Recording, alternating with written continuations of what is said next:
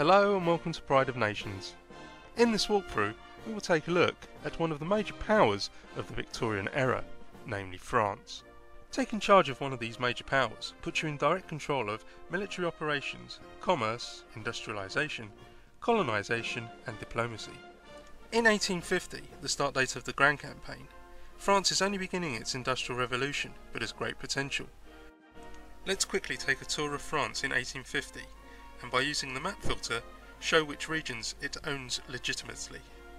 In addition to metropolitan France, we have a strong presence in Algeria, but this colonial area is not yet totally under control.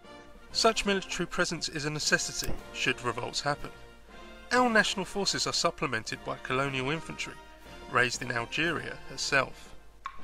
There are several game modes and several ways of changing between them. Smart clicking allows modes to be changed contextually, depending on the item that is clicked on. Now we're back in colonial mode, let's examine in detail some of the colonial decisions there are to choose from, so that we can shape colonies the way we want to. First, let's offer a chief treaty, and then send a missionary. But Algeria is not the only colonial area we own. Indochina too is under French influence at this time. But here our control is much lighter, and our forces quite less imposing. We must change that. Marseille is one of the main harbours of France. It is home to some vital military assets. To strengthen our presence in Indochina, we will transport a marine regiment there with one of our fleets. It is easily done by dragging and dropping, as you can see. Planning movement across the map does not have to be a chore. Simply select the assets you wish to move, jump to the area of the map that you wish them to move to, and then drag them to the destination.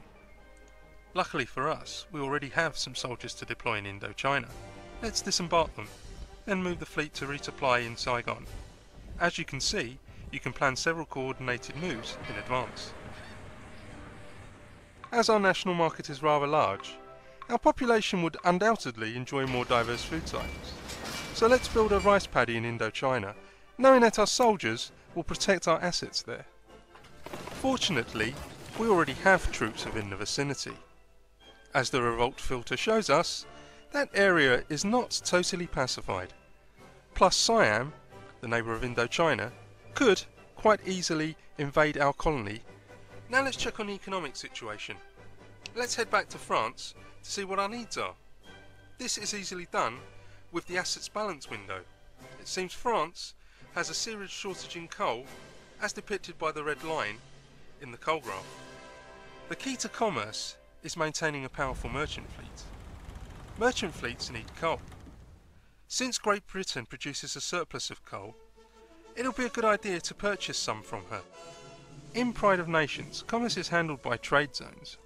Let's open up the UK's trade zone, which is covering the British Isles in red. The British do sell coal, so it's a good idea to buy some from them.